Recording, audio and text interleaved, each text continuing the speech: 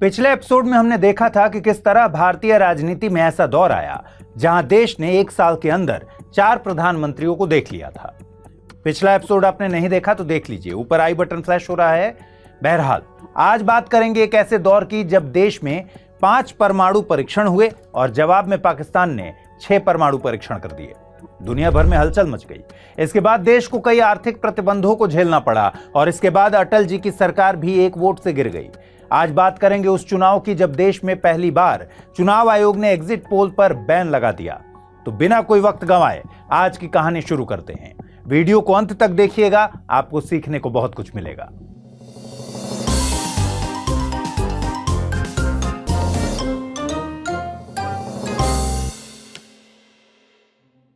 साल 1996 के चुनाव में कांग्रेस का आंकड़ा 140 पहुंच गया था। पीवी नरसिम्हा राव प्रधानमंत्री और पार्टी अध्यक्ष दोनों पदों से हाथ धो बैठे थे।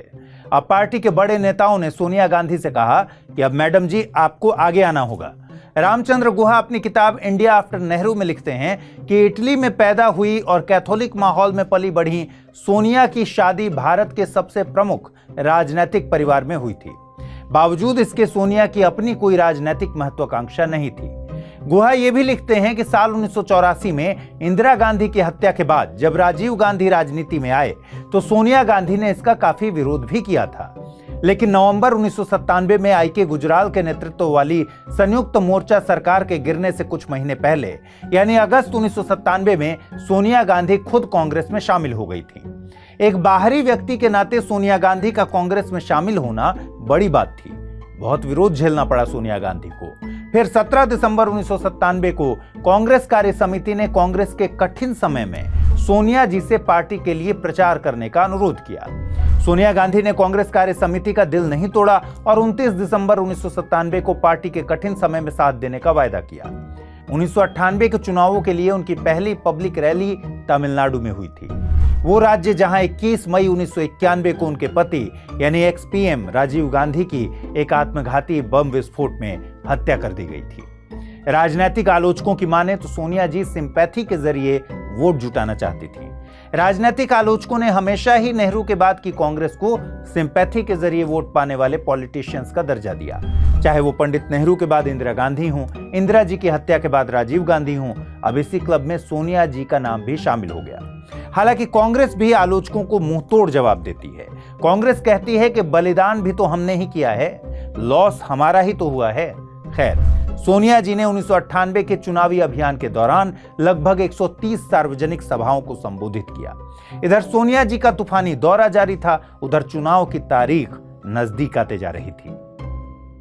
हिंदी माध्यम से यूपीएससी की तैयारी करते हैं आप तो स्टडी IQIS हिंदी के प्रीलिम्स टू इंटरव्यू बैच यानी P2I बैच के बारे में तो जानते होंगे।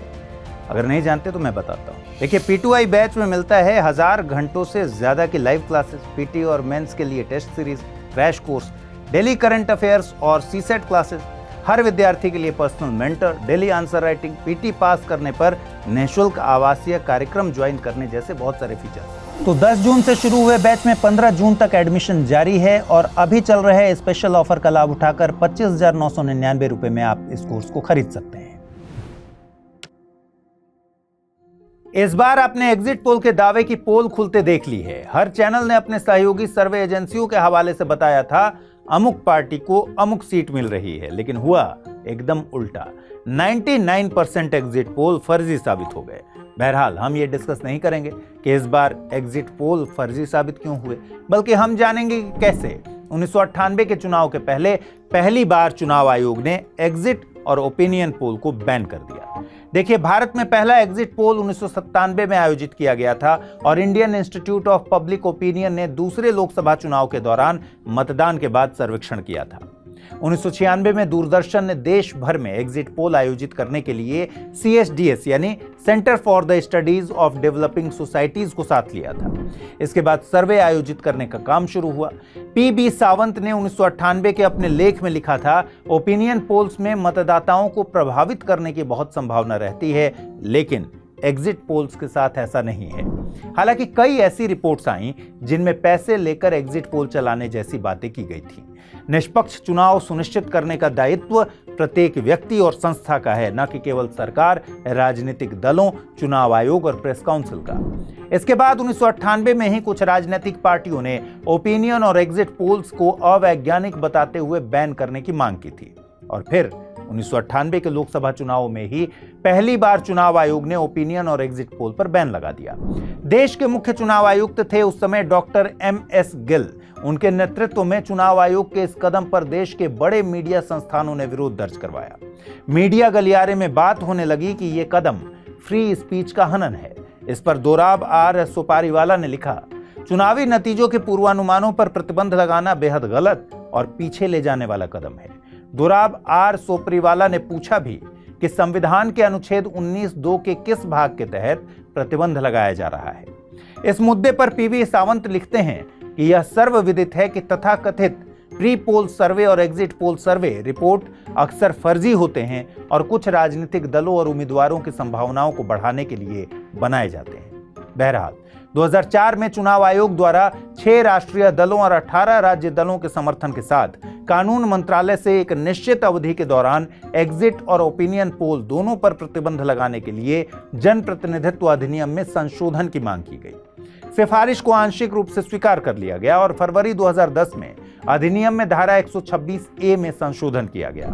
इस तरह जनप्रतिनिधित्व अधिनियम 1951 की धारा 126A में कहा गया है कि कोई भी व्यक्ति चुनाव आयोग की तरफ से बताई गई अवधि के दौरान कोई एग्जिट पोल आयोजित नहीं करेगा और प्रिंट या इलेक्ट्रॉनिक मीडिया के माध्यम से एग्जिट पोल के परिणाम को प्रकाशित या प्रचारित नहीं करेगा या किसी अन्य तरीके से प्रसारित नहीं करेगा। इसके साथ ही धारा 126A के प्रावधानों का उल्लंघन करने वालों के लिए कानूनन 2 साल तक की जेल या जुर्माना या फिर दोनों का प्रावधान है। इसीलिए आपने देखा होगा कि 2024 के चुनावों में मतदान के अंतिम चरण यानी 1 जून को शाम 6:30 बजे से पहले एग्जिट पोल डेटा जारी नहीं किए गए थे। संयुक्त मोर्चा की 2 साल में 2 सरकारों के गिरने से आम जनता का राजनीति से मोह भंग होते जा रहा था और निराशा तथा क्रोध की भावना जनता में छाई हुई थी। इस वक्त जनता दल छिन्न भिन्न हो चुका था। जॉर्ज फर्नांडिस और नीतीश कुमार ने अलग होकर समता पार्टी बना ली थी। लालू प्रसाद यादव ने राष्ट्रीय जनता दल का और रामविलास पासवान ने लोक जनशक्ति पार्टी का गठन कर लिया था। मुलायम सिंह यादव पहले ही अलग हो गए थे। पहले ही अलग होकर उन्होंने समाजवादी पार्टी बना ली थी। नवीन पटनायक ने भी अपने पिता बीजू पटनायक के नाम पर एक दल का गठन किया जिसका नाम था बीजू जनता दल। ओम प्रकाश चौटाला और अजीत सिंह के अलग अलग लोक दल बन गए थे। चंद्रबाबू नायडू का भी संयुक्त मोर्चा से मोह भंग होना शुरू हो गया था। उधर कांग्रेस में नारायण दत्त तिवारी, अर्जुन सिंह और माधवराव सिंधिया की वापसी हो चुकी थी, लेकिन ममता बनर्जी ने कांग्रेस से अलग होकर तृणमूल कांग्रेस बना ली थी। इसी चुनावी दलदल में भाजपा को अपना कमल खिलता दिख रहा था। देखिए, देश में कायदे से चुनाव होने चाहिए थे 2001 में, लेकिन राजनीतिक उठापटक के चलते अब 1998 में देश में मध्यावधि चुनाव होने वाले थे। 1998 में लोकसभा चुनाव का शंखनाद हो गया था और 16 फरवरी से 28 फरवरी 1998 के बीच 3 चरणों में चुनाव संपन्न हुए।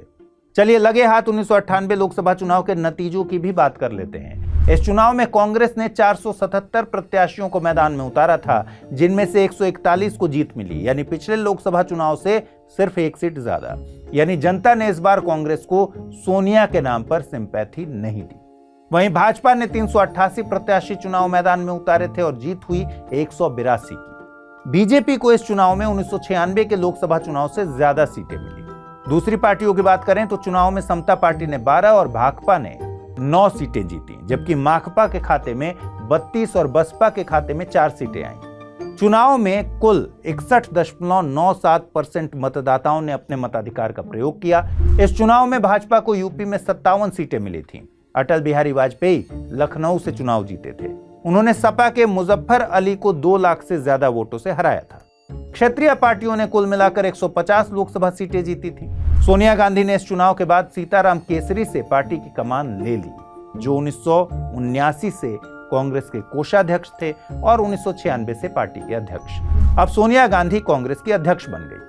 खैर, इस लोकसभा चुनाव का लब्बो-लुआब यह था कि बीजेपी की लीडरशिप में एनडीए गठबंधन केंद्र में सत्ता के सिंहासन पर विराजमान हो चुका था। अब जरा इस एंगल से सोचिए कि भारत में एक कट्टर हिंदूवादी पार्टी का केंद्र की सत्ता में आना, जिसका एजेंडा राम मंदिर को बनवाना, धारा 370 को हटाना, यूसीसी जैसे कानून को लागू करना हो, और जिस पार्टी के समर्थकों ने बाबरी मस्जिद गिरा दी हो, तो पाकिस्तान को मिर्ची लगना तय था। इधर भारत में बीजेपी समर्थक नारे लगा रहे थे और बम पटाखे फोड़ रहे थे। उधर पाकिस्तान ने बीजेपी के सत्ता में आने के 1 महीने बाद भारत को उकसाते हुए गोरी नाम की एक मिड रेंज मिसाइल की टेस्टिंग कर दी। इस नए पाकिस्तानी खतरे का तुरंत मुंहतोड़ जवाब देना जरूरी था, नहीं तो बीजेपी की इमेज खराब हो जाती। अब परमाणु ऊर्जा आयोग और डीआरडीओ जैसे संस्थानों ने पीएम को सलाह दी कि पाकिस्तान के बाणों का जवाब भारत के तरकश का सबसे घातक ब्रह्मास्त्र होना चाहिए। यानी भारत अब गोरी का जवाब न्यूक्लियर बम से ही देगा।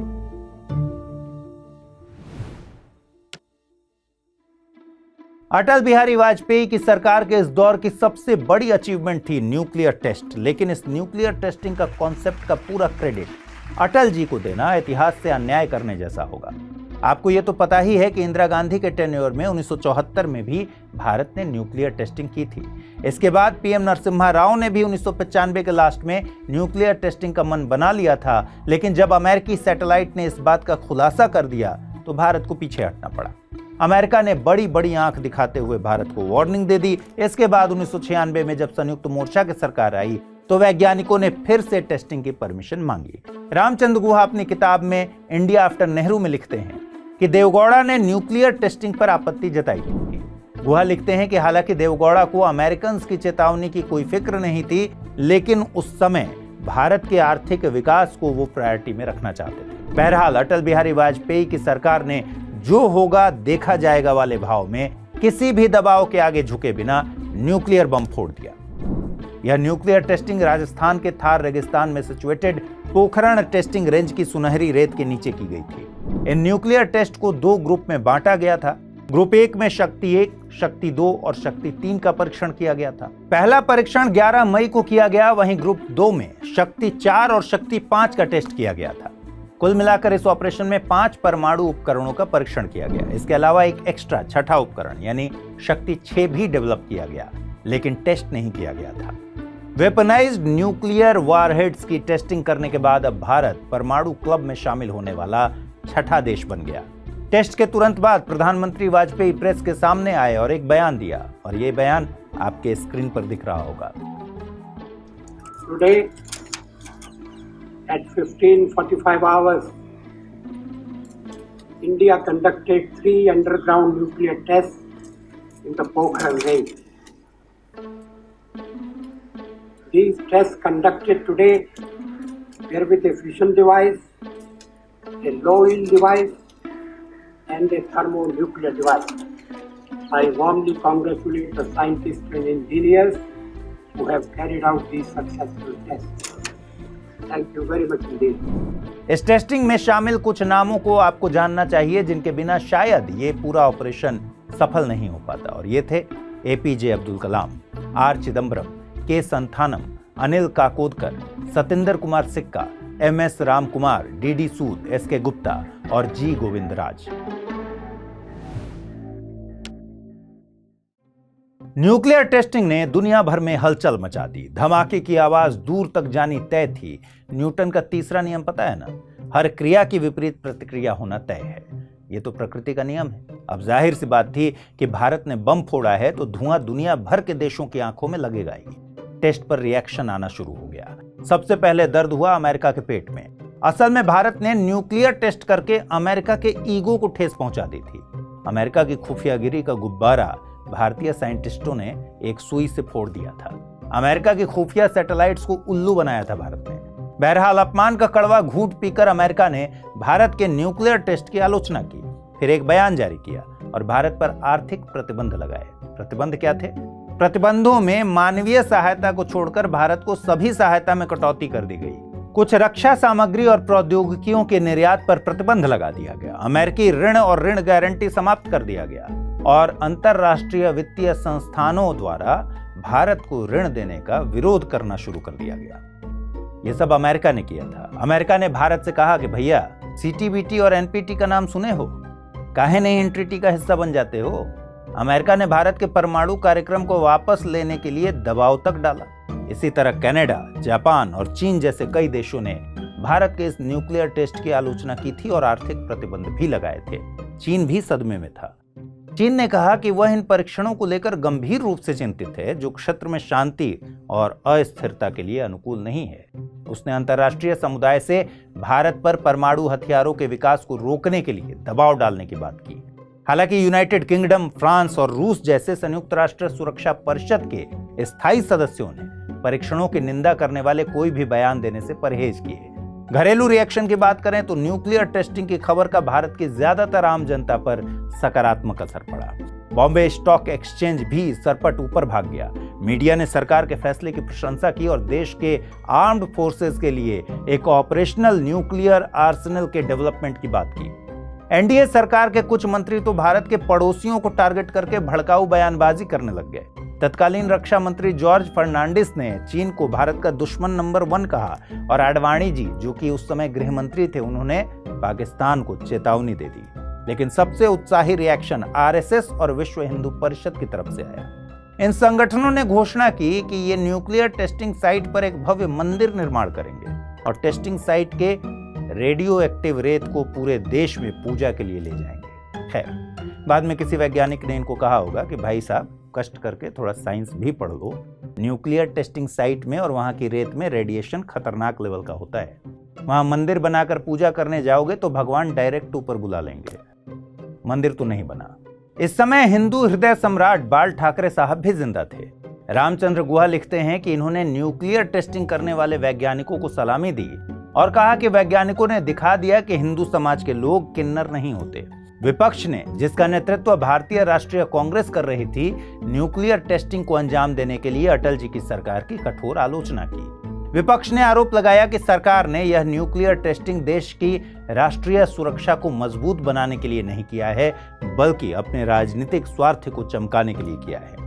विपक्ष ने यह भी कहा कि जब भारत ने परीक्षण किए तब यानी 1998 में देश के ऊपर आईएमएफ और विश्व बैंक का कुल $44 बिलियन का ऋण था। अगर विदेशी सरकारें भारत पर न्यूक्लियर टेस्ट के चलते कोई प्रतिबंध लगाती हैं तो भारतीय इकोनॉमी के औद्योगिक क्षेत्रों को नुकसान होने की संभावना होगी, क्योंकि उस समय भारत में विदेशी कंपनियों ने भारी निवेश किया हुआ था। लेकिन भारत सरकार ने सचिन तेंदुलकर की तरह आलोचनाओं का जवाब देते हुए घोषणा की कि सरकार ने आर्थिक प्रतिक्रिया को ध्यान में रखा है और परिणामों को झेलने के लिए तैयार है। इन सब से अलग और अलबेला था पाकिस्तान। पाकिस्तान के दिमाग में कुछ और ही कीड़ा चल रहा था। पहले तो फॉर्मेलिटी के लिए पाकिस्तान ने एक बयान जारी कर भारत पर क्षेत्र में परमाणु हथियारों की दौड़ को भड़काने का आरोप लगाया और प्रधानमंत्री नवाज शरीफ ने कहा कि उनका देश उचित कार्रवाई करेगा। लेकिन दुनिया तब हक्की बक्की रह गई जब पाकिस्तान ने कुछ ही दिनों बाद यानी 28 मई 1998 को चगाई 1 और 30 मई 1998 को चगाई 2 कोड नेम के तहत 6 परमाणु परीक्षण कर दिए, यानी भारत से एक ज्यादा। पाकिस्तान का परमाणु कार्यक्रम बड़े ही संदिग्ध हालातों में चलाया जा रहा था और इनमें एक डच लेबोरेटरी की तकनीक का चोरी छिपे इस्तेमाल किया गया था, जिसे पाकिस्तान के वैज्ञानिक अब्दुल कादिर ने हासिल किया था। इस टेस्टिंग में पाकिस्तान को चीन की भी तकनीकी मदद मिली थी। पाकिस्तान के प्रमुख परमाणु भौतिक विज्ञानी परवेज हुडभॉय ने परमाणु परीक्षण प्रयोगों के लिए भारत को जिम्मेदार ठहराया। पाकिस्तानी परमाणु कार्यक्रम के फादर अब्दुल कादिर खान ने एक इंटरव्यू में कहा कि पाकिस्तान का परमाणु बम भारत के परमाणु बम से ज्यादा सक्षम है, मजबूत है, हाईटेक है, भरोसेमंद है। पाकिस्तान के इस बम को इस्लामिक बम का नाम दिया जाने लगा क्योंकि उस समय किसी भी मुस्लिम देश के पास परमाणु बम नहीं था। अब पूरी दुनिया को लगने लगा था कि ये दोनों मुल्क बम फोड़ के एक दूसरे को नेस्तनाबूद कर देंगे। दुनिया भर में इस बात की भी आशंका पैदा हो गई कि अब कश्मीर विवाद दुनिया के पहले परमाणु युद्ध का आगाज कर सकता है। बहरहाल परमाणु परीक्षण के चलते पाकिस्तान की खूब आलोचना की गई और पाकिस्तान पर भी आर्थिक प्रतिबंधों की बाढ़ आ गई। बाद में संयुक्त राष्ट्र सुरक्षा परिषद ने दोनों देशों की क्लास ली। 6 जून को संयुक्त राष्ट्र सुरक्षा परिषद ने भारतीय और पाकिस्तानी परीक्षणों की निंदा करते हुए प्रस्ताव 1972 को सर्वसम्मति से अपनाया और मांग की कि दोनों देश आगे और परीक्षण करने से बचें। भारतीय विदेश मंत्रालय ने प्रस्ताव 1972 को जबरदस्ती और अनुपयोगी बताया, जबकि पाकिस्तान ने कहा कि दक्षिण एशिया में परमाणु हथियारों की मौजूदगी अब एक तथ्य है। खैर, जैसे लोग सड़क किनारे खड़े ट्रैफिक हवलदार को इग्नोर मार के गाड़ी तेजी से भगा लेते हैं, वैसे ही भारत और पाकिस्तान ने अनौपचारिक रूप से प्रस्ताव 1972 को इग्नोर मार दिया। लेकिन उस समय से दोनों देशों ने परमाणु खेलना बंद कर दिया। हिंदी माध्यम से यूपीएससी की तैयारी करते हैं आप, तो स्टडी IQIS हिंदी के प्रीलिम्स टू इंटरव्यू बैच यानी P2I बैच के बारे में तो जानते होंगे। अगर नहीं जानते तो मैं बताता हूँ। देखिए, P2I बैच में मिलता है 1000 घंटों से ज्यादा की लाइव क्लासेस, पीटी और मेंस के लिए test series, crash course, daily current affairs और सीसेट क्लासेस, हर विद्यार्थी के लिए personal mentor, daily answer writing, PT pass करने पर निःशुल्क आवासीय कार्यक्रम ज्वाइन करने जैसे बहुत सारे फीचर्स। तो 10 जून से शुरू हुए बैच में 15 जून तक एडमिशन जारी है और अभी चल रहे स्पेशल ऑफर का लाभ उठाकर 25,999 रुपए में आप इस कोर्स को खरीद सकते हैं। 1998 के चुनावों के बाद भारतीय जनता पार्टी को शिवसेना, अकाली दल, समता पार्टी, AIDMK और बीजू जनता दल सपोर्ट कर रहे थे।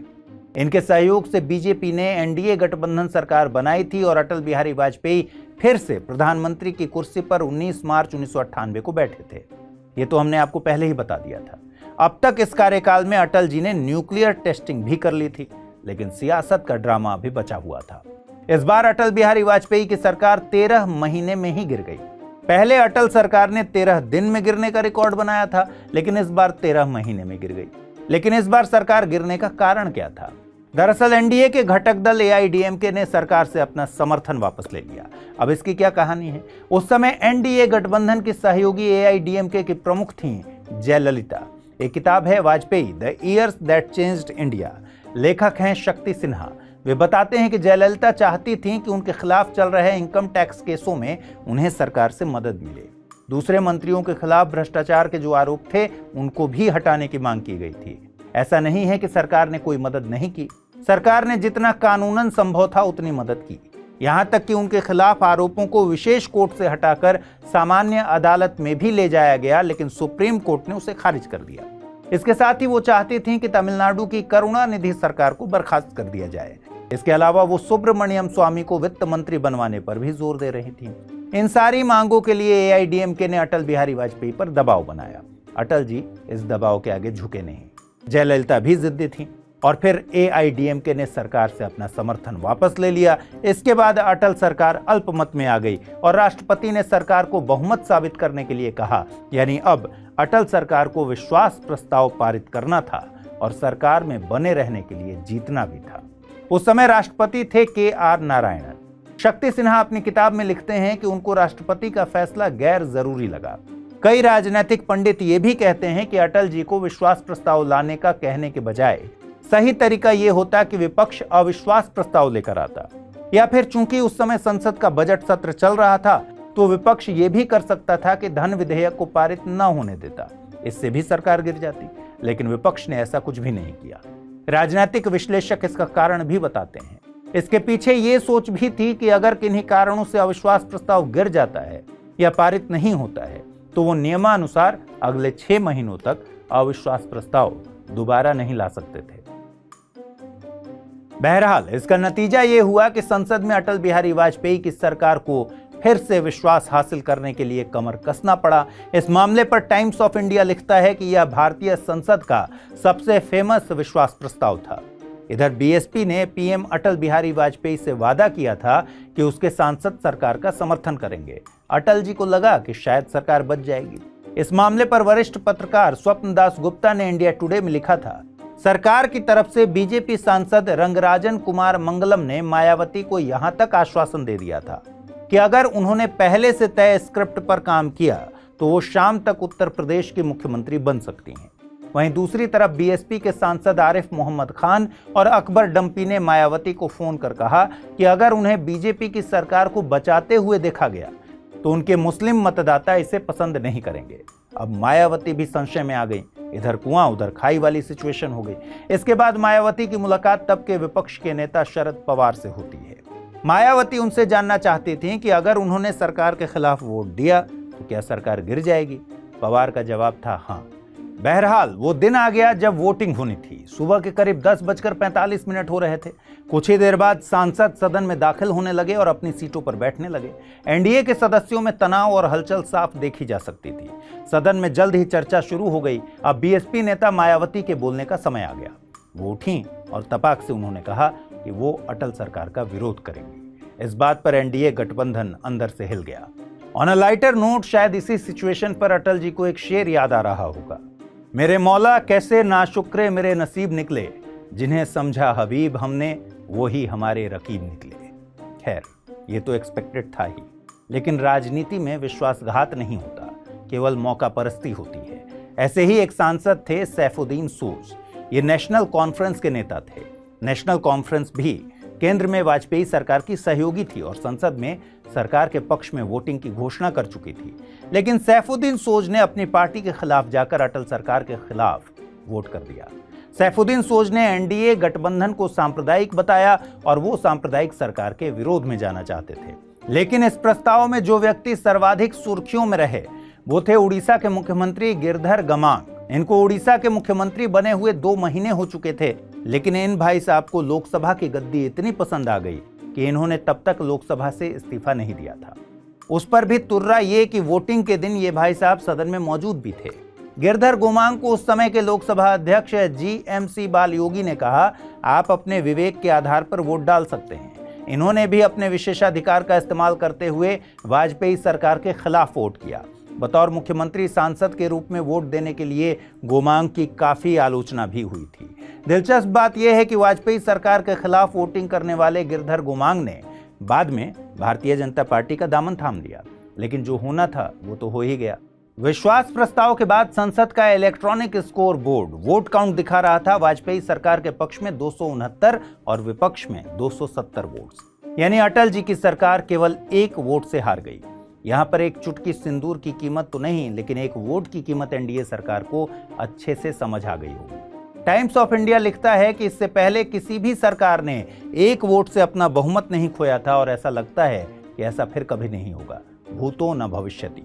खैर, सच ये था कि एनडीए की सरकार ने 17 अप्रैल 1999 को बहुमत खो दिया और अब इस सिचुएशन में देश पर मंडरा रहा था एक युद्ध का खतरा, क्योंकि होने वाला था कारगिल का युद्ध। अब क्या होगा आगे? आज के एपिसोड में इतना ही।